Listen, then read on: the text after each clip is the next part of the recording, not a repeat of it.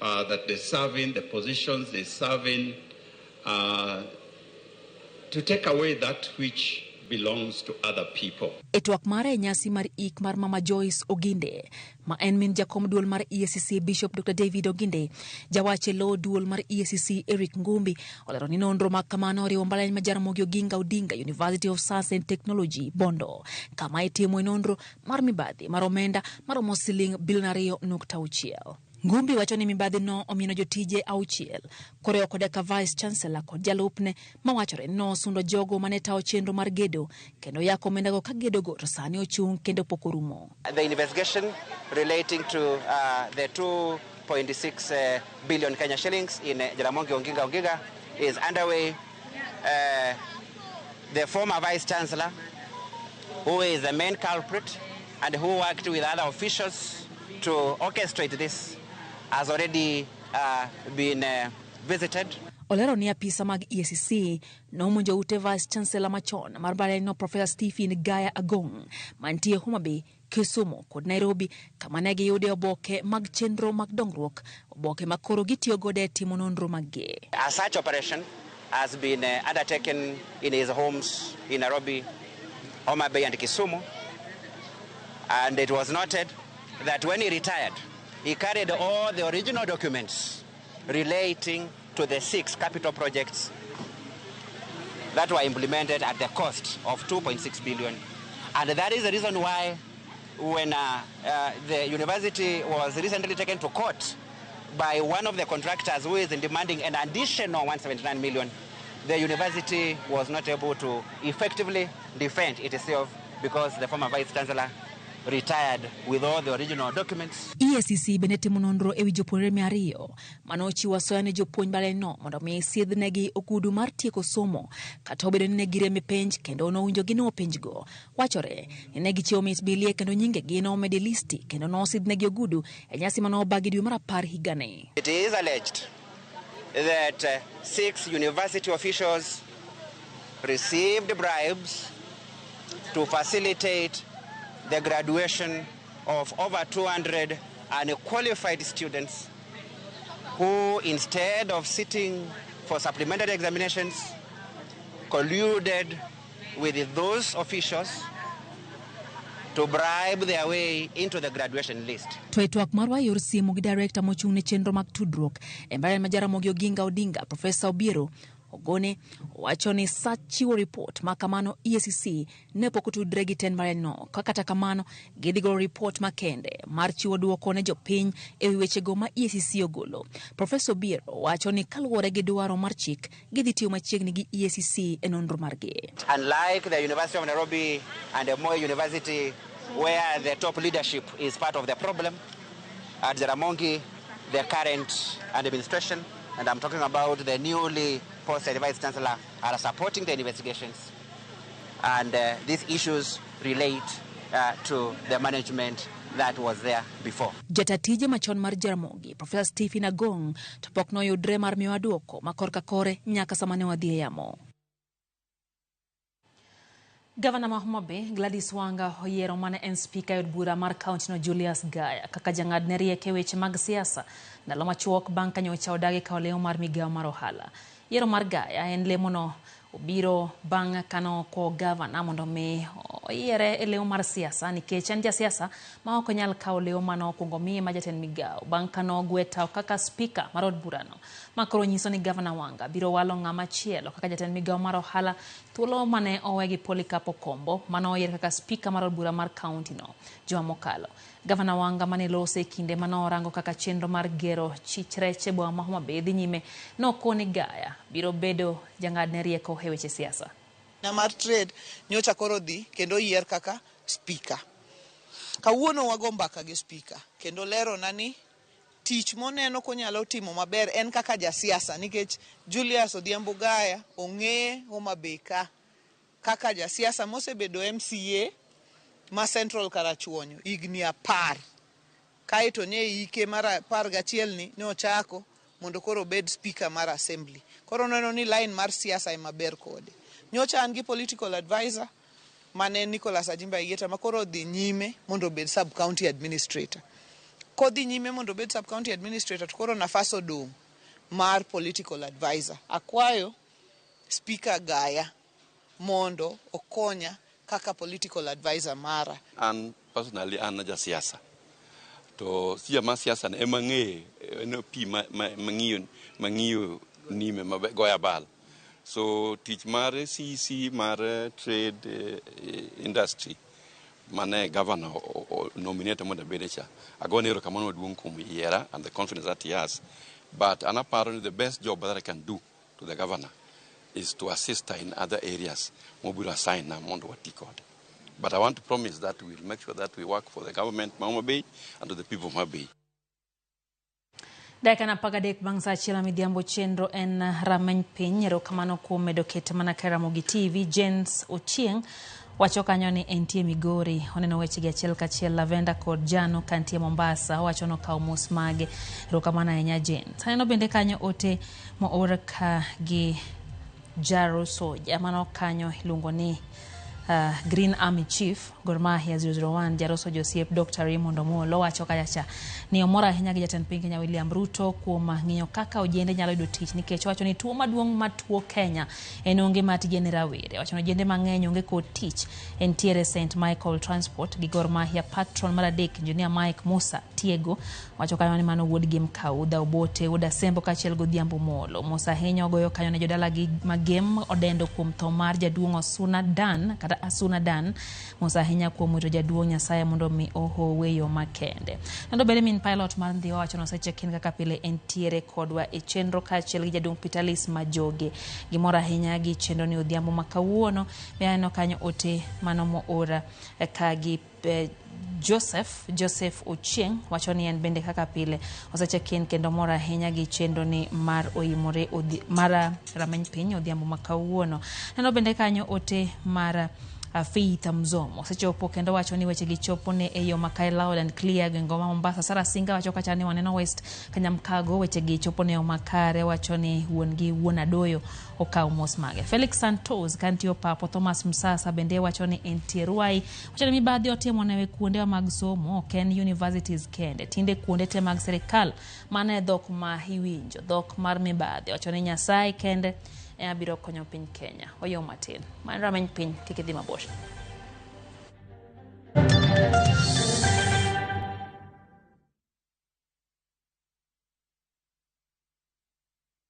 Virtual games za Shabiki zina make millionaires daily. Cheza JetX on Shabiki.com, launch JetX yako and fly to the highest multiplier na make millions in seconds.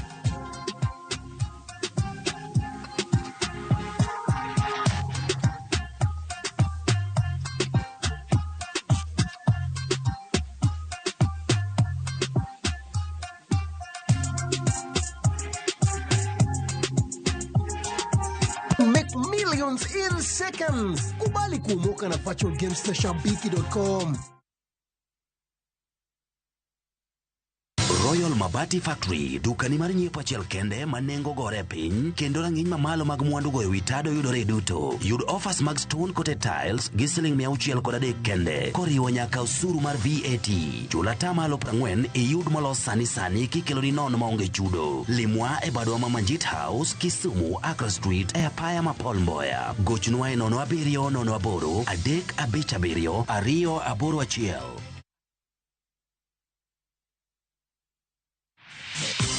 Sambaza Furaha Caravan ikishirikiana na Royal Media Services inaendelea kutamba kote kutoka bonde la Ufa hadi mlima Kenya, na sasa tunaingia magharibi na Nyanza.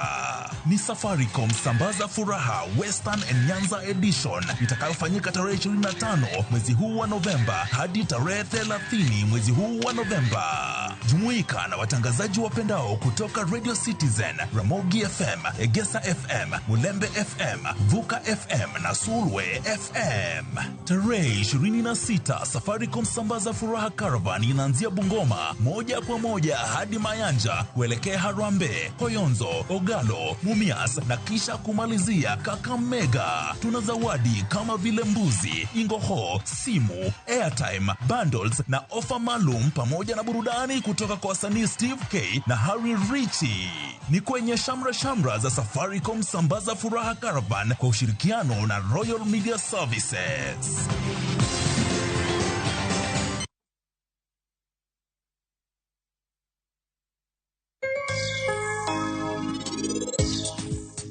Mwanamume awachoni ni inimiwa nyathini mokwongo.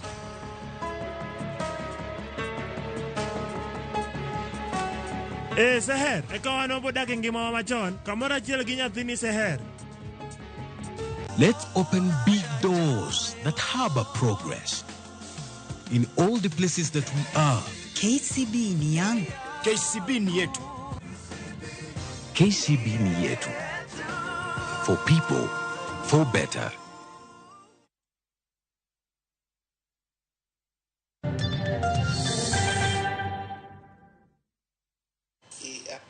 Machiegni kendo nyakoro magajwang' chenro en rameny piny wadhi mbele gi weche manyien. Kampen mandala paga uchiel mar kedo kod lwenje ma kit chwech ochakore ayange pacho kae kinde ma jokedo na ratich oganda osingo medo jiwo kenge mag kedo kod nek mar mine kod lwenje ma kit chwech mamoko kaka nyange mag nyiri e kind mamoko. Piny owacho bende osekuom rem keto kenge makare matieko lwenje ma kit chwech. Jafwambo mara Jo Juma nigi ler koa e kaunti ma Migori.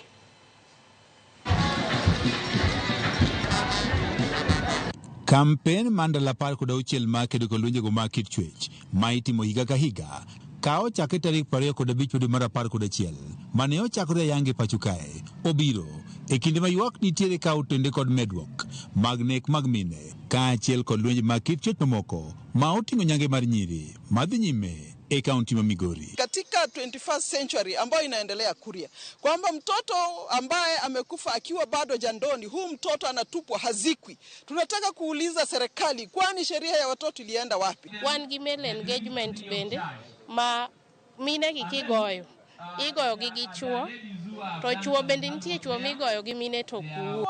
Ng'ama dhako kogo to wuoyo, to ng'ama dichuo kogo gi dhako to ling. Nyithindo manyiri kiyudo ka gini tek mok inyal akwayo gidwol mamuol ni wuogi lengri ane matin mondo ya nikech nyalo bedo ni janeko wi tek to ng'atni bende wiye tek. Counties mopogore opogore ma oting'o Migori, Homa Bay, Nairobi kaachiel kod moko ne obago nyasi mar poro wach kaka inyalo tiek lwenjego mag kit chwech e pacho kae. Yudo ni lweny matimre udi gitimre udi nikech maybe samoro ng'ama miyo okayud konyruok onge kata okayud tich moro matiyo to kapo nono ni angadhi kata ir wuon parwa ni okonya gi pesa moro to ma kelo lweny. And wan wasewacho ni duty wa en ni wakelo policy ma wanyalo dhi to wang'eni nyalo timango nyalo go and guard against and mane gima wasetimo policy nitie in place koro nyako bed implemented. Riwruogego makelo togo mag oganda pacho kae ne oketo seyo kuom bad migepego mag piny owacho magi wacho ni oserem timo tijegi e kedo kod lwenjego mag kit chwech ma oting'o nek mar mine. Kido kata ka miyo onegi to ka miyo onegi to kesno kata kama bro fwenyore kama chak dhiye ido ka kesno lal gi e kore to kata kapo no dhi report omako ng'ano to tero iye kapo do orito mondo lu kesni mondo kesni obi otimre at least mondo right mare to poko chako neno ng'ani kachako wuotho kendo oko koro mano miyo gibedo gi luoro. E seche mijiwo kenge mar kedo kod lwenjego mag kit chwech jolonyuchego mag thieth wacho ni wechego mag hocho ni jogo mos ka lwenjego mag kit chwech bende koro nego ting' malo. Cases aina gi ka wayudogi, for example ka wayudo sexual violence wa support gi psychologically nitie psychosocial support ma wamiyo gi county government ma Migori osiptende waduto wadwani waketie desks mag gender based violence ng'ata mochopi okochung' ni nyako dhi report ka police. E kaunti ma Migori jokedo ratogo mag oganda keto mainogi e kedo kod nyange mar nyiri ma bende dhi nyime gwengo ma Kuria e kinde mandala 16 ni ma bende koro ket tenge mar jiwo kenge mar kedo kod lwenjego mag kit chwech. Jane Boke menja kany mar bodno mar Faraja Women Initiative wacho ni kwan nyiri mathoth osetim ne nyangego ma Kuria e kinde ma jumbe 3 mokalo nyaka ne nyange ne chakre. We want to call upon the political class. We need political goodwill. Boke wacho ni nyange ma nyiri sani timo e yo mamalo gwego ma Kuria makata gin giwegi kaka joketogo mag oganda koro dhogi omnono. Saa hizi inafika wakati ambapo hata jamii yenyewe ina protect yule mama ambaye anatairisha. Report mogol kod apis ma nyithinde sa kuon ma Kuria West yango nitiere kwan jonyuol maromo 3 ma osechwal le doho bang' chuno nyithindgi kod nyange e gwego ma Kuria. Apisa maduong' e migaono mar kit chweche kaunti ma Migori Ngire Sogwang' wach ni giketo kenge mathoth mar kedo kod nyange manyiri masani dhi nyime e gwego ma Kuria e kaunti ma Migori. Tadwa wacho ni ng'ata ma eno yud ka dhi nyime gi gini ok nowe nikech nyathi kata ng'ama ng'ongo ng'ato ka ng'ato nigi haki mare. George Juma, Ramogi TV.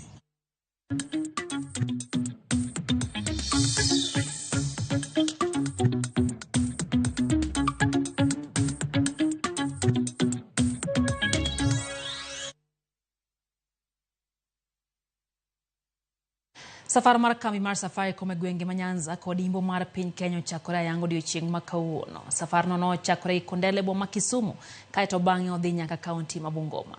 Jodak ma gwenge golo mich mopogore opogore kaka simbe, gwen, diek kod mwandu mamoko. Fredrick Omondi nigi ler. Ne en mor lilo ne jodak ma Kondele e boma ma Kisumu ka oganda wuok kar rombgi mar rwako kambi mar Safaricom kod Royal Media Services. Joheragi duolore gi miel kendo loyo mich mogundho mane ichiwo gi Safaricom. Una winyo maber ka una bedo gi smartphone mor kabisa ne en gimo kang'eyo.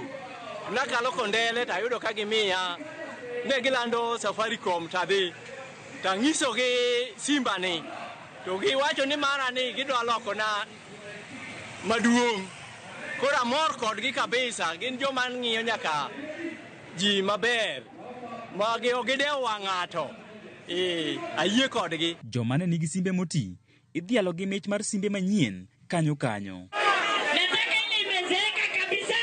Safaricom bende ochiwo mwandu mamoko kaka gwen kod diek mag Christmas ne jodak ma Kondele seche ma kambi no hingo higni 24 nyaka ne gichak chiwo chenro gi pachoka. We are kicking off the rig, the Sambaza Furaha with Safaricom rig for Greater Western.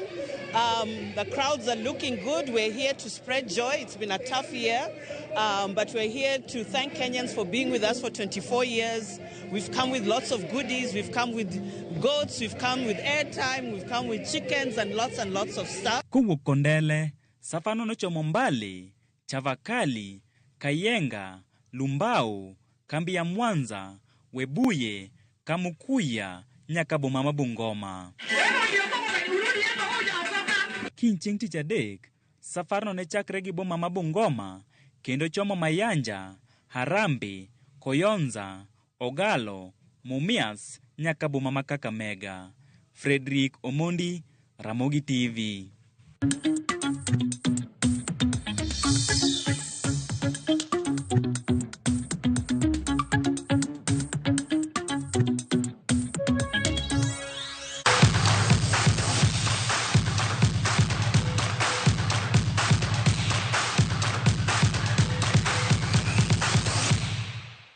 Magmag tukenya kor mgajuang tuke mag Jacob Matunga mokelo kanyakla timbe mar mapaga bor ma oke chula Rusinga e kar chungod bura ma Suba North ochakayanga e skund primar ma Mauta. Tuke go madhi kao Jumachiel obage gi jalonye weche mag kompyuta mag Matunga kotudre gi apis jagoro mongiore migao mar ritari mondo molo kendo kelo kanyakla rawere ma yawuowi gi manyiri mabiro tugo picha dhula. Chendo mag tuke go geto mar keto rawere bedo modich e kinde mag rusa mondo mi githegre gidonje timbe manyalo rocho ngimagi. Bende tuke go geto jiwo talanta mag rawere alwora machula mfangano anyato mago mantiere kod dwaro madonje tuke mag adhula. Daher ni yawuoyi matindo mantie ka odiechieng' ma kawuono, the talent you have, the discipline, the hard work will make you achieve whatever you want to achieve. Without talent, you can't go far. But that talent alone cannot take you anywhere. Nyaki be discipline and nyaki tima tech. Onge kama nitiere talent mar go mpira piny Kenya ka maloyo alwora mar Suba North gi Suba South. Adwa nung'e mano. To nitie jomose go mpira mabeyo moingo chien kacha munyalo tiyo kaka ranyisi.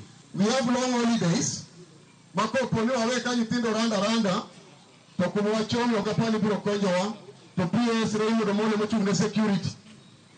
Koro gimo wacho kawuono wakelo gik moko ka koya office PS Raymond Omolo. The junior senior team 15 teams more register. Tuke rugby pachoka Kenya Rugby Union oyudo sir mar omenda mar $190,000 kowuok kuom kambi tudruok mar Safaricom. Sirno mabiro dhi nyime kuom higni 2 biro konyo riwruok mar KRU e tawo chenro mar Shujaa gi mano mar wakeni ma Lionesses. Truly excited to be here today to give back. This is a great team. Our journey started not just today with the sponsorship. We sponsored the team. Team Kenya during the Olympics earlier on this year. And it was really nice to spend some time with the ladies that evening and even in Paris. So really for us, it's just to make sure that our grassroots sports are really taken care of, and we want to continue the transformation of sports within the country, and hence the reason why we're partnering together. We need for the Shujaas to be in the top 8, so our immediate goal is to be in the top 8. Of course, we're ambitious. The better we do, but we don't want to be in the relegation battle. This support will help us achieve that because it goes into the players' salaries, then we have the other sponsors' money that also goes into that, and supporting in terms of all the support structures, nutrition, insurances is already covered now, other allowances for the teams, technical support, all that is covered.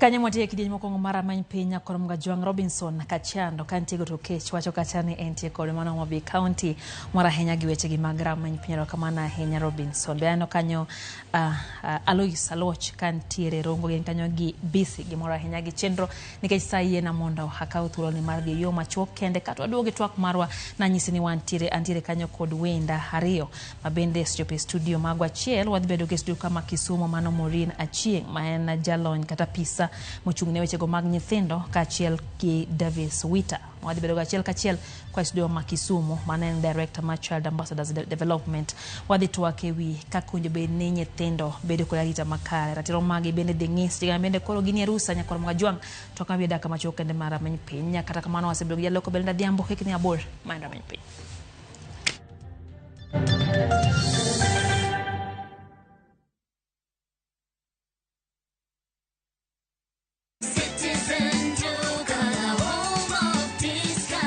This week, Citizen Duka and Quickmart are bringing you an amazing deal on grocery shopping with Mama Soko. Enjoy skuma and spinach at just 20 shillings each, carrot at 99 shillings per kg, and onions at 69 shillings per kg. It's super easy. Just dial *487*5#. Choose what you need, make your payment, and get a message to pick up your order at any Quickmart supermarket near you. Fresh produce, great prices, and no hassle. Shop Mama Soko today with Citizen Duka. Citizen Duka, the home of discount.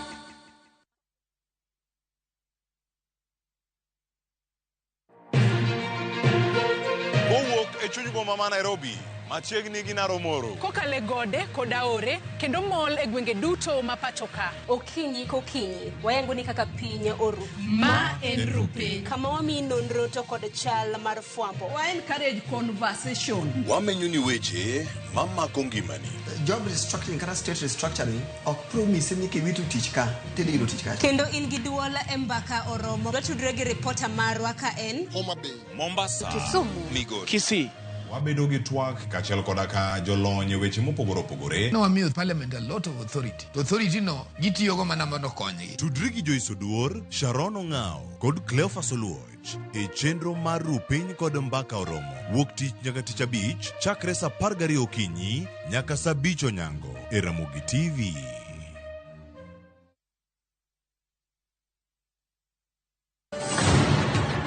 Ei chuny Punjab, hera motegno ne odongo. I love you, Sarabjit. Jod Sardani oweka chunygi nigi lit mang'eny. Kargi ji adekni, hera bro keto gi kamoro achiel nyaka chieng'. Chunogi ni nyaka gimakre motegno gi hera kod winjruok. Ok unyal paro kaka unopuonju, wan ji adek wan wachalo kaka ngum. To ngum moriwre otegno, to mowere kamae ok otegno. To e piny kama gik malich timore, en ng'ano ma ginyalo geno. En ang'o momiyo nyakono okawo pache kamano? Kara nyakono en ng'a? Riwri kodwa e wuoth manyien mopong' gi hera kod chir.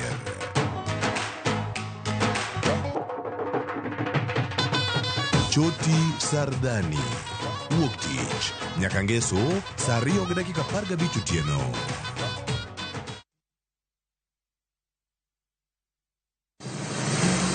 Be isepenjori e sigendni mayudore kuonde ma waluongo ni pachowa? Kapuonjani nobiro nikech gwenyruok e kind owete. Riwri kodwa mondo wanon sigendni mabeyo mag kuonde ma wadakie. Nera nitie. Ninyuo kong'o kacha niluongo ni kilap joko wili. Kochakore bombe madongo nyaka e gwenge ma iye. Otusenge en piny joimbo mar oganda miluongo ni Wasenge. Ng'e gigo mamiyo oganda ka oganda bedo mopogore. Nueng'o ma wan godo ka en mar kunyo goldi. Urudi. En kama ji duoge ji ok lal. Ng'e weche mane osekalo. Chon chande lweny nitie kor e gweng'. Rwako sigendni mag kuonde ma wadakie. Iwacho ni kibedo piny e kom, kineno ng'ama lwete fuare kama, mano nyiso ni jakano mulo ka pi osechopo e bwo mesa. Ng'e gwengewa chieng' tich ariyo saa 3 otieno mana e Ramogi TV.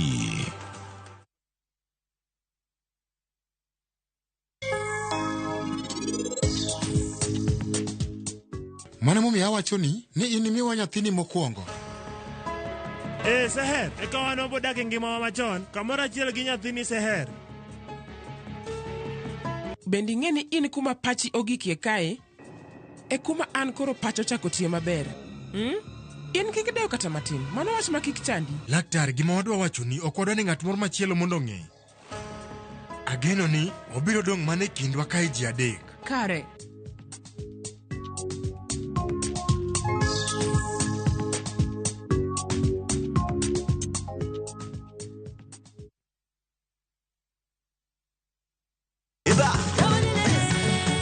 Be ikori mar chako wuoth e piny mar thum? Thumbe mane oloko tieng' mang'eny. Fwenyo sigendni, wende mag piny, koda sigendni mayudore e wendego. Wadan thum gir moro. Okay. Den gir radhi. Ngoma Owake en kama gik mane otimore chon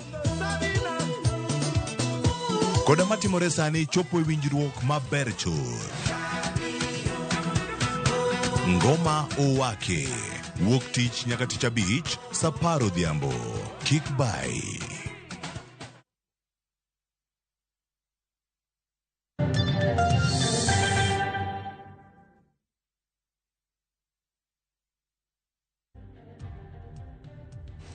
Machiegni nyakurom Gajwang' kidieny en mar ariyo mar chendo ni mar rameny piny nanyisi ni antie kod wenda sechegi mabende koro wadwa donjo twak makamae. En ng'eyo mar ji duto ni sani nyithindo loro kendo skunde olor. Thoth nyithindo nitiere pacho, moko bende odhi limbe kuonde moko, kata kamano kata mana mogo modhi limbe nitie weche magidonje mathoro keto ngima nyathi kamarach. Nitie ratiro mabe rito nyithindo e pacho ka Nyakurom Gajwang'. Wadwa ng'iyo ni to sejanga bende koro gintiere yweyo. Ang'o gini monjo bende gitimo? Tang'o gini monjo bende kik iket nyathini timo. Nitie moko mabende yudo ka weche moko keto nyathi timo gik moko mabende samoro joma dongo monjo bende timo anya mondo me giyud yuto margi. Wadhi ng'iyo ni to joma kamagi keto gi kar kanye to gi monjo bende timo anya to gi jogo mabende chiwo ni jarita makare. Odhiambo ka Nyakurom Gajwang' antiere ka gi Morina Chieng' ma en apisa mar Child Protection kaachiel gi Davis Wheat, Director Child Ambassador Development. Giduto wadhi go kod mbaka. Morina wantiere go studio kae to Wheat antiere to ma Kisumu. Hang'o go kod mbaka giduto e twagni mar rameny piny. Morina machiegni nyara rameny piny. Erokamano maduong' Lydia. Gajwang' ang'eni nanyiso gi nadhi kelo negi welo. Gani to kendo amedo kelo negi welo wenge mawendo. Mosiegi kendo inyisgi ni to nyingi ng'a itiyo kanyo. Amoso godhiambo ma kawuono nyisgi ni kwa Ramogi Gajwang'. Kiluonga nyinga en Morina Chieng'. Mokwongo ago erokamano kuom luonga mondo wa discuss weche mag nyithindo. Machiegni. Erokamano maduong' ahinya. Tageno ni ka watieko discussion ma kawuono, ji mang'eny bro understand, especially rights mag nyithindo. Yes. To kamutie mar Child Protection, utimo ang'o gene motenre kod weche mag arita nyithindo? Basically wan warito ratiro mag nyithindo. Anything ma involve nyathi. To kapok adhi mbele, anyalo explain ne gini nyathi en ng'ama nade. Nyathi en ng'ama pok ochopo higa mar 18. Mano nengo wang'e seche ma wa handle cases mag nyithindo. To basically tijwa, especially kawa focus mission wa, ma en to have a society ma children enjoy rights gi responsibly. Kendo at the same time, wa implement gimiluongo ni Article 53 to gi Children's Act ma 2022. Tinde okwati gi 2001, tinde watiyo gi Children's Act ma 2024. Ana mi thuolo mar nyisowa act gi chike gote daka machuok kendo ya miwita thuolo mar moswa Davis machiegni ahinya ma en rameny piny oimore moswa kia e county ma Kisumu. Rio nade Kisumu Davis machiegni. Yero kamana ahinya. Kisumu kwe. Kendo aneno ka piny okwe kabisa, onge koth, onge koyo. Wana kaka oyuyo mana yamo wuok e nam ka terete. Koro nyinga iluongo ni Davis Wita, ma bende ong'ere kaka Wodalis. Ane ja kanyo maduong' kata director mar Child Ambassadors, ma en CBO ma tiyo e gwenge ma Kisumu. To tiyo e gwenge mane Kenya te nikech wan gi network maduong' mar rito nyithindo. Erokamano ahinya Wita, kendo erokamano kuom loso thuolo mar go kodwa mbaka e wi wechego motende kod nyithindo. Wan gi dakika machuok kende to wadwa ni wachwal mbele ote ma otegno mane wating'o mondo mi ochop ne jonyuol kaachiel gi nyithinde kendo nyalo koro gintiere ywe. Aduogo iri ka Maureen. Nyisowa ni to ratiro mag nyithindo gin ang'o gini? Isewacho ni nyathi kacha en mapok higni 18 mano en nyathi. Koro kapok oyudo pandi mano en nyathi. Ratiche gin mage? Kaka wachono nyathi ma pok ochopo higa 18 en nyathi, to onengo apar kendo onengo wang'i ni nitiere nyithindo mochopo higa 18 lakini pod gidwaro, nitiere needs ma pod gidwaro. Koro wang'iyo ni nyathini, ng'eni Kenya ka ok pinje ma oko ma nyathi seche moko iyudo ni tiyo to somo. But Kenya ka nyathi ochopo otieko kata klas 12 tiyudo ni pod onid janyuolne. Doer ni janyuolne ochulne school fees, doer ni janyuolne omiye thieth makare seche motuo. Koro king'iyo Children's Act ma 2022 tineno ka iyudo ka wan gi rights mang'eny mag nyithindo. Mokwongo Children's Act ma 2001 ne onge gik moko ma sani okete Children's Act ma 2022. Iyudo ni Children's Act ma 2022 gi incorporate the intersex child, yani nyithindo monyuol gi kido mopogore opogore. Ineno ka nyathi en nyako to en gi both female gi male private parts. Koro emineno ni koro Children's Act 2022 omede such kind of issues. Koro kwa ng'iyo matut Children's Act gi ng'eny acts mag nyithindo, rights mag nyithindo ng'eny mos. Mokwongo wan gi ratiro mar yudo thieth kuom nyathi. To seche moko kwa mor kaka children officers iyudo ka nyathi tuo to ng'amiluongo ni guardian kata biological parent ok ng'e ni nyathini to nyalo yudo thieth nade. To seche moko thieth nyalo yudore maber in a public facility. Kaka children office seche moko ineno ka janyuol omoko, janyuol ni onge uwezo, but wanyalo ndiko barua to a public facility mondo nyathini oyud kony. Especially we consider the vulnerable children. Those are the orphans and vulnerable children. Ka expound further, vulnerable children yudo ka nyathini gi chronic illness. Koro mage ma we look deeper into. To seche moko ki consider right to health care ni, as a children officer, I visit different hospitals. Tiyudo ka nyithindo miss a lot. They really miss a lot in terms of health care. One, and due to negligence. Jonyuol mang'eny ok ong'e ni nyithindo ka tuo to nego beno itero hospital. Jonyo iyudo ka some cultural norms, iyudo ka nyathi ka tuo ikete room moro ni nyako ni mondo lemne nyako changi, to nyathi ni end up ni tho. Moko bi pando. Yes. Gipando to nyathi seche moko iyudo ka wa rescue nyathi to nyathi bedo hospital for many months. Kiki mani ngeni koro nyathi right ne, you've denied this child his or her rights. And then another thing, what the hospital mopogore ntiere children offices different sub counties. To iyudo ka sub county matiye ntiere jonyuol moko ngi discipline nyithindo. Awacho kama nikech asedhi health facilities moko ma piwanga ochwer, nikech aseyudo ka ase witness postmortem mar nyathi mochwad gi mengi. Nyathi no chwad gi mengi weni discipline nyathi to karo chwado nyathi kamarach. Koro nyathi no end up ni mengi paro ni nyathi onindo kosechiemo, lakini the following day nyathi no kochio. Koro na witness postmortem no, to adoro emphasize ne parents, jonyuol kata ngat mora mongeni rito nyathi. We need to know how to discipline our children. For this specific case, you don't need the children are undergoing duress, kaka stress.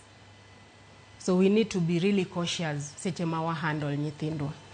Yena ka opach wita winjo ka kwanye kama Murino keteno muten record ka kinya discipline nyathi, ka kinyalo keto discipline ir nyathi. Waneno kan tiere pogruok.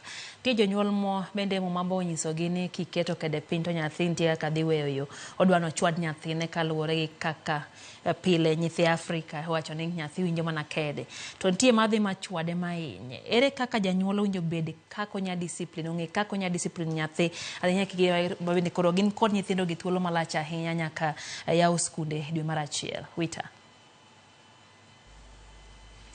Erokamano ahinya. Gima ng'eyo maduong' en ni jonyuol kata mana jogo modagi nyithindo nigi emotions mang'eny kabisa. Koro e chwado nyathi kata goyo nyathi gima pok ging'eyo ni gigo kony. To gima duong' mwang'eyo ni king'iyo section 127 mar Children's Act okelonwa penalty mar cruelty and neglect mag nyithindo. Miyudo ni ng'ano mora ma ohinyo nyathi ntiere hatua ma nyaka kaune kolingana gi section no. To ere kaka wanyalo discipline nyathi? Nyaka wang'e difference between punishment to kod punishment gi discipline.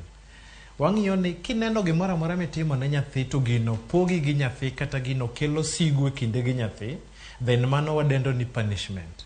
Kineno gimoro amora ma kata kinyiso nyathi tineno ka kata rach, lakini neno ka nyathi ni duogo iri mondo penji mondo ng'e mang'eny, mano nyiso ni discipline.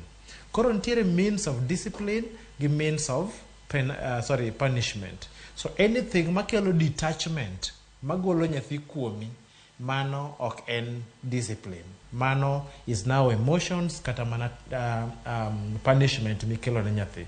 Gimoro amora mamiyo nyathi pain, mano en punishment, ok en discipline. Gimoro amora mamiyo chuny nyathi gore, emotional abuse, obed physical, obed sexual, then mago te ok gigo monego bed ni watimo ne nyithindwa, nikech nyithindwa bende nigi rights ma mekgi mana kaka Morino osewacho no. Nikech wan kaka koro Child Ambassadors Development watiyo gi machiegni gi office mar nyithindo, kendo personally atiyo gi Directorate mar Children Services as a child protection volunteer mar Kondele location. Koro we know these things, manyiso ni nyaka wang'i way mwanyalo rito godo nyithindwa mok wahinyogi, mok waketo lit kuomgi, mok wachuo chunygi, kendo ok wamiyo gi gombo yuago kata mana ng'iyo gimoro ni nonyuola nikech ang'o. Koro kik nyathi penjre penjruok bilano, mano en regret ma ok nyalo miyo nyathi mondo oriere gi gik monego bed notimo. Back to you. Erokamano Nyawita. Morin ntiere weche motenre kod gima owinjo bed ni nyathi time kinde ma gintiere rusa. Ang'eni sewuothe stage nyamburko ineno ka nyithindo uso sweets gitimo ohala moko kuom gi nyayudo ka ne gi nyithi kiye moko bende or gi jonyuol gi mondo mi otim ohala ma kama wenge ma ikunye mula bende nitiere areda kod nyathi ke nitie nyithindo madonjo nyaka kuonde go mikunye goldi ma gin bende gitimo tijego nitiere bende moko bende boda boda nyate kuonde go bende nitiere jogo matiyo gi apikni nyithindo donjo nyaka remba piko ipuonye dala ariyo kama to osemake kendo wuok en bende koro riembo nitie kuonde mikunye kuo machalo kaka Kobala Karachuonyo nyithindo moko yudo ka kunyo kuo kuonde go kae to bende nam dho wedhi kaka machalo nam Lolwe nyithindo timo lupo ikwango yiedhi mag jowuoth yudo ka gidonjo e weche gi mang'eny e chirni bende no ka giwuotho gi gik miuso ka gitimo ohala jengo bende yudo ka gikonyo jogi ting'o kuoyo kod simiti magi tesa moro gitiyo mar konyo familia gi ere kuonde ma igore laini mar ng'eyo ni mato koro e child labor kata keto nyathi gi tije moko jo bende otimo kae to mato gima koro nyo bende nyathi konyo janyuol ne keto chieme mesa bedo nade kamori. Erokamano kuom penjo no Lydia. Mokwongo nengo wang'e ni nyathi en nyathi to nengo wang'e gima nyathi onego beni timo gi gima nyathi ok onego beni timo. Nitiere tije minyamiyo nyathi ma kwang'iyo chike ma Kenya kata Children's Act ok onego beni miyo nyathi. Emomiyo wan gi jok miluongo ni gatekeepers kata whistleblowers. Inya yudo ni kata nyathi kaki wacho ni nyathi the mild gold no gima rach nya timore ne nyathi. And what happens next? Who will be liable? So it is the parents, a parent or a guardian, to know the do's and don'ts to a child. We have to know how to handle our children. We have to know the kind of work to give our children. Child labor is one of the reasons why we sensitize the community. Because you don't nyathi and 10 years old to teach me onego beni nyathi ja 20 years old matemo. Koro wantiere gi different stakeholders makonyowa itijegi. Makonyowa, it is a channel. Wantiere gi police, wantiere gi chief, wantiere gi health sectors, wantiere gi the society at large. Koro gine monengo beni gikonyowa to report such cases. Seche moko inya yudo ni nyathi adira timo tije mamoko gi mondo kony familia gi. For example, a child-headed household. Yudo ka nyathi min gi notho kata wuon gi notho. Koro chuno ni nyako tim tije moko mondo gijikimu kimaisha. Ongingi kaka gikonyore, ongi kaka onyiewo ne owadi kata nyemin gimoro chiemo godhiambo. Emomiyo wakamin kaka children office, we together with our local and national implementing partners watimo gimiluongo ni referrals and linkages. You refer the child to us, wangi kaka nyathini nyakonyore. Ntiere organizations makonyo nthindogo. Koro to minimize such kind of cases. Wita iwinjo kwan makwano mag kita tije mia bende hithoro chwal na nyithindo kamoting'o uso e kuonde mag chiro moko dhi kata puodho moko yudo bende ka timo helni opogore bath ndara giting'o njugu kacha giting'o simsime bath ndara. Wita ere kama janyuol ng'eye kamunjo gigie gimiyo nyathi kit tich munjo bedne gimiyogi ka gintie rusa. Erokamano ahinya. Adwa lero gini, adwa chako kama ne Morino weno. Ka wacho ni gigo makelo child labor kata sani ntiere moko ma kwa wach kata ni child labor. Ntiere moro miluongo ni exploitative child domestic work. Exploitative child domestic work ne ntiere kaka nyithindo tiye third party houses. Manyiso ni kata ini nyalo wuok gi nyithindi to iwacho ni keyo moro wamako konyango kocha wadhi watieki. Bang' mano to wayude gimoro matin, gimoro bilano kata dhi bet ne ng'ane dalane pesa tichulo ng'ama kama. Kawuono na yudo case moro mar nyathi ma bende osetiyo godo kamano, kazinde moome dala to tiyo kode Kisumo ka ma koro ni chule to bende ok chule kamano. Koro gima dwa wacho ni king'iyo International Labour Organization number 182, ILO 182, ntiere or state clearly the worst forms of child labor. Ma ginte kanga manyalo go through to gintiere kanyote including issues of sex work. But now I want to clearly say ni gino mane mamiyo tich koro bedo child labor to ken child work. Child work is very important because child work miyo nyathi learn, child work miyo nyathi ridore, child work miyo nyathi prepare nyathi for tomorrow kata future mare. Mano child work. Nikech child work is monitored by the guardian or the parent. But child labor, koro this is now an act ma omi nyathi tich moingo tekre, oingo hike, oingo ng'eyo mare, modendo ni comprehensivity mare. Tich momiye ni bende is detrimental to the health mar nyathi. To probably tijni bendo tiye e seche ma ok ber. Manyiso ni samoro otime kamudho lil, kata otime ka piny oseyuso ma ok onego bed ni nyathi pod nie tich. To tijni kendo otime to ok odhi school to jowetene to dhi school.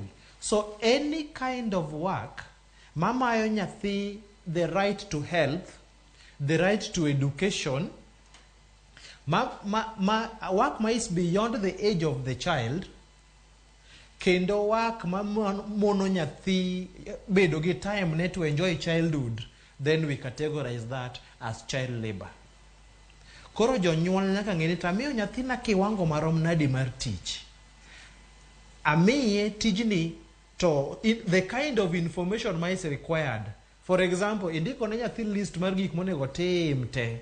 What is the comprehensivity nature mar list memiyo nyathi kata instruction memiyo nyathi? For example, nyathi ok onego beni operate a machine, nikech machine will require an elaborate process. Kisediyo ma, tidiyo ma, tidiyo ma. But children love experiment. So onyalo wacho ni koro kar mondo adi mokwongo ni wechak gi mapiny ni. Samodiyo mapiny no, kara machine ni omako kata lwete, kata omako wiye, mano nyathi osetho. So issues are detrimental to the health of the child, momayogi right to education among others, are categorized as child labor. But as we speak, there is a lot of exploitative child labor. Mama not omako community maduong sani as we speak. Mano gimonego bed ni wang'eyo. Kawuono ni kata ka biro e studio aromo gi nyithindo mang'eny ka uso sabun manie chupa. Ni mag liquid soap gi hono, nyithindo manyiri matindo tindo, moko be wuotho gi kijikni, moko wuotho gi pala mag uso, gidwa uso nikech oorgi. To sechego to mama kata baba to dong' e ot diyo mana TV, gin gibonyeza to ngima nyathi to kethore e street kacha. Manyiso ni jogi onego bed ni ng'iyo haki mar nyithindo mondo nyithindo bende o enjoy their childhood kaka minegi kata wuonegi osedongo mochopo to that level. Lakini kwa medo diyogi to gi chope level ma jonyuol gi ochope no. Erokamano. Wita en kit tich mane ma janyuol ok owinjo mi nyathine. Adwaro samoro giketo wang'e gi ng'eyo, odwa mondo ng'e ni magi ma ok owinjo mi nyathi, to magi ma anyamiyo nyathi. Nyiswa ni to gin kit tich magi ma ok owinjo winji e kan janyuol miyo nyathi. Kopogore gi mashinde miwacho ka. Erokamano. Janyuol wek oro nyathi mondo timni ohala e mudho. Wek oro nyathi mondo timni ohala ka ng'ado ndara maricho. Wek oro nyathi kata ka jirani kami ng'ade ndara machalo ka koro marwa mar Kondele cha. We oro nyathi mondo dhi owarni maembe gem Kambare ka kelo chiro Kombewa to ting'e wiye, tijno oingo nyathi.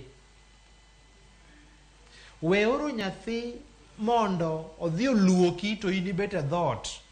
Nyathi nyalo luoko lepe mana matin e ot kanyo, mana mar puonje mondo mi ong'e ni gini itimoga, ma koro kobedo ng'ama duong' to nyalo timo. To we replace labor mari kata need for labor mari gi labor mar nyathi. Nikech koro nyathi ok nyal complain. Nikech ipidhe, pidho nyathi ok en favor.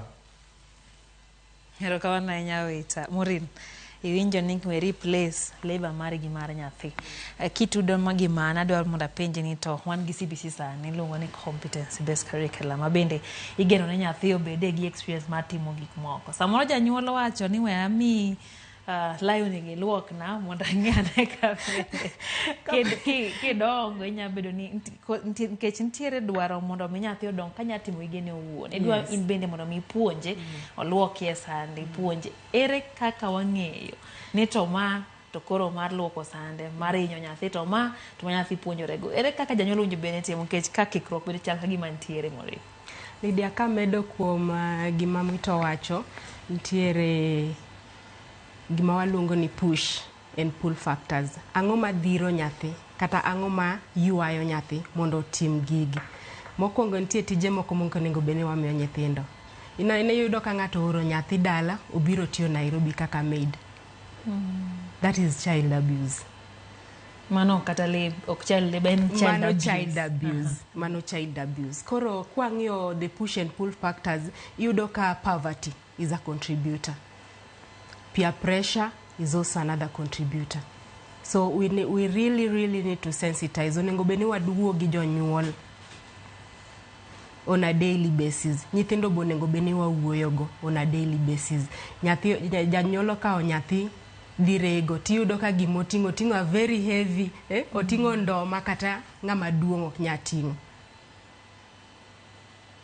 So we have a lot to consider. We have a lot to consider when it comes to matters child abuse, when it comes to the rights of the children. To ere gima miyo nyathi ting' makama timo na nyathi. Nitie kuonde miyudo ka nyathi pache dhi motelo ne hike. Samoro nitie gik ma bende weche makamagi miyo dongo mar nyathi bedo gi thirruok kata bedo gi ng'ikruok. Ere gima keto nyathi child abuse, child labor timo ne dongo mar nyathi kaka winjo beni bedo mapile? Mokwongo stress. Stress miyo nyithindo donje child labor. Mar ariyo kaka jonyuol, kaka wuon nyathi kata min nyathi timore ot, kaka gigwandore ot. Inyayudo ka nyathi jok, especially nyathi manyako. Ojok gi gik maendelea odgi. Tiyudo ka koro nyathi bedo pushed to this child labor. To seche moko iyudo kata relatives moko dhiro nyathi ni dhi tim gima kama yet ging'e ni gima nyathi dhi timoni is not in his or her best interest. Because at the end of the day we need to put the interest of our children at heart. And we need to consider the best interest of children, which is paramount. Wita duogo iri kendo nyadichiel. Ntiere wechego mosebedo ka jonyuol kia ni nyathine ni otimrego nade to kawe to ore ka watne moro. Dhi odagne kode kata gidhi limbe to en to onge. To ntiere watne abende adieri samoro en watne to onyalo tiyo marach gi nyathi kata onyalo keto nyathi donje weche moko ma oko odhi kare. Ere pachi ewi kao nyathi tioro ir watni moro, wayu moro, kata ner dau moro, dhio bed kuno, ma ok ingo gadieri ndo dhi bedo nade, uwege jonyuol e wach makamae. Wachno asebedo ka wache to wanuoye kendo ne Joramogi. Nyikwa Ramogi nyaka winj ma maler. Ikao nyathi tisiembo ne ng'ato. Adwa ni wati gi wadno.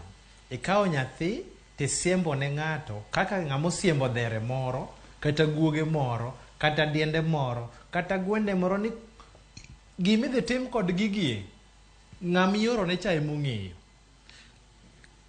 Wan gi a big problem ni nyithindo wakao to watero ne nerni gi kia wae gi kata mana kene udagi.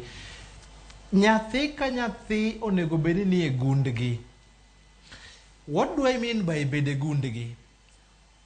Every child must stay in their home. Nikech king'iyo the current Children's Act ma 2001 ne onge gi gimiluongo ni alternative care. But the Children's Act ma 2022 koro nigi gimiluongo ni alternative care. But mano is alternative mana kaka waluonge no. Ni alternative mana kakoro onge a way forward. The last option gole family kitere kama chielo. Sami kao nyathi tero ne ng'ato imaye igole kama nodonge gi values mag their family, titere family machielo ma integrity to them would mean ni kwal matin. Integrity to them would mean ni kanyo okikosa ahinya. Integrity to them or love to them would mean something else. Emo mi awacho niya, ng'ata manigi nyathi, ing'eni definition mar a parent kata mana parenting en ni ng'ata momi nyathi mondo bedgo, whether onyuolo kata ok onyuolo, bora tu nomi responsibility, whether through the court kata through any other way. Kao nyathino mondo idago nikech idhi mayo nyathino dongo, idhi mone dongo straight life kata life ma full of love, full of integrity, the values mag family ka, gi hera and belonging. A child needs to belong. A child needs to feel ni this is where my this is where my roots are. That ownership affects or impacts the development of the child cognitively, the brain mar nyathi. Nyathindo modonga kata mane orphanage, mostly gidongo gi routine, gidongo gi timetable, gichalo guok golang. Hello, Jaramogi. We need to make sure ni wawinjo gini maber kabisa. Erokamano. Holang wageo no chopo. Morin, sani wang'eyo ni nitiere weche mag technology kendo tie jonyuol mokao pesa mong'iewo tablet madongo ne nyithindo, moko bende ong'iewo computers oketo, ma bende adieri konyo wechego mag somo. Tiyudo ka kinde ma bende koro giloro nyithindo ni ng'a gi simbe gi giwuon, to ne wawacho ni nyathi en ng'ama pod ni abue gi 18. Ka janyuol ne wane nyathi ok odonje weche mang'eny, cyber crime ing'eyo gin weche go bende samoro nyathi odiyo simbe ni eyo moro magalagala to odhi opuonjore weche ma ok owinjo bed ni oneno e kinde ma en e higa ma entiere no. Ka janyuol owinjo bed ni control tiyo kod simbe e seche ma bende koro nyithindo nitiere rusa? Well, seche ma jonyuol control nyaka wa consider nyithindo be. Ntiere, and I can call it a new baby in town, miluongo ni OXEA, Online Child Sexual Exploitation and Abuse. Sani the government is really sensitizing on that. Iyudo ka kiwacho ni simu, laptop are major contributors, and the online platform. Nyathi donje WhatsApp, nyathi donje Instagram, nyathi donje Twitter, and all sorts of platforms. To kuondege magi bedo abused, kuondege magi yude weche maricho, gidonje kuondege magi chako tiyo gi gik moko kaka drugs. Koro wanya wuoyo gi jonyuol mondo minimize time ma nyithindo gitie gi simu. Ang'eni seche moko wanya miyo nyithindwa simu mondo watch gik moko kaka cartoon, but ntiere gik moko ma pop up e simu. Iyudo ka ntie pornography wuok kanyo, to nyathi koneno gik makama to nyalo chako practice. Koro onego wa minimize time ma nyithindo tie gi simu, to and also minimize miyo gi simu. Kasto gimoro iluongo ni parental control. You can control what your child watch on the telly, inyalo control gima nyathini ng'iye simu. But moloyo jonyuol onego bene avoid miyo nyithindo pesa. Iyudo ki miyo gi pesa, kata nyathi kao pesa e bag mar min gi, kata mfuko mar wuon gi, to dhi to otugo go games. To games gineno ka gibedo lured. So the more otugo game ni the more yudo pesa, the more dok tugo game gi. And it has a very negative influence on our children. So it's called OXEA, Online Child Sexual Exploitation and Abuse. Let us avoid that. We are really watemo wuoyo gi ji, watemo wuoyo gi the society mondo ging'e the impact of OXEA e nyithindo masani. Nyithindo masani ng'eni gidongo digitally. Koro ging'eni nyaka bed gi gadget ama nyaka dhie yes, nyaka dhie mbui mondo to mbui ka ema iyudo ka gibedo kidnapped, mbui ka ema iyudo ka nyathi oluongi ti ipo apo ni nyathi obedo defiled nikech no yudore gi ng'ate mbui ka ema iyudo ni ja Afrika moro keto picha mzungu ko wuondore ni en mzungu. Koro ng'eni nyathi ka ng'iyo kama to ng'eni ana chat gi mzungu karo ochat mana gi Afrika wadgi. Okia intention mar ng'ani. Hai, rokamano Maureen. Wadong dak adek kende wita hami thuolo mar golo pachi ewi mano motenre kod tiyo kod mbui kaka janyalo wi be ni regulate kata ng'iyo kaka nyathi tiyo gi weche gi mag mbui. Bedo na deka wita dak adek kende madongo inami achiel gi nus mondo wa wind up. Erokamano. Gima ng'ene janyuol ka janyuol nyaka koro regulate simu kata gi minimize the frequency mar chiwo simu na nyithindo. Nikech nyithi be gombo no bede gi janyuol mondo gigo mbaka. Parenting cannot be replaced gi phone. Ni chope dhot ni tiketo bag ni piny tigolo simu timiyo nyathi oringe room ne olorore kucho in idhi e jikon. Mano ok parenting. Dhiuru kata e jikon ugo mbaka. Mana achiel. Ntiere gima bende Morino wacho kanyo ni parental control. Ma simbe te ok adwa lando ne jomoko business gi lakini ang'e kuonde ma kinyiewe simbe tinyalo set ni nyaka simu. Iwacho ma ni nyiewo ne ng'a. Ka en nyathi to gik moket ni e simu te gin simbe ma gin gigo ma nyithindo kende ma access. Manyiso nitiere site ma kodiyo to ok nyal dhi. Moko bende nyalo set kin kendi wuon ti set miket nyaka a different platform makata kotemo access to me notification e simbi. Mama no is subject for another day, we can discuss that. Janyuol ka janyuol machiwo simu ne nyathi. Make sure ni in kanyo kata kubet mana kode control what they can access. Kete moko madwaro password kata mana TV ma un gode ot tinde wan gi smart TV.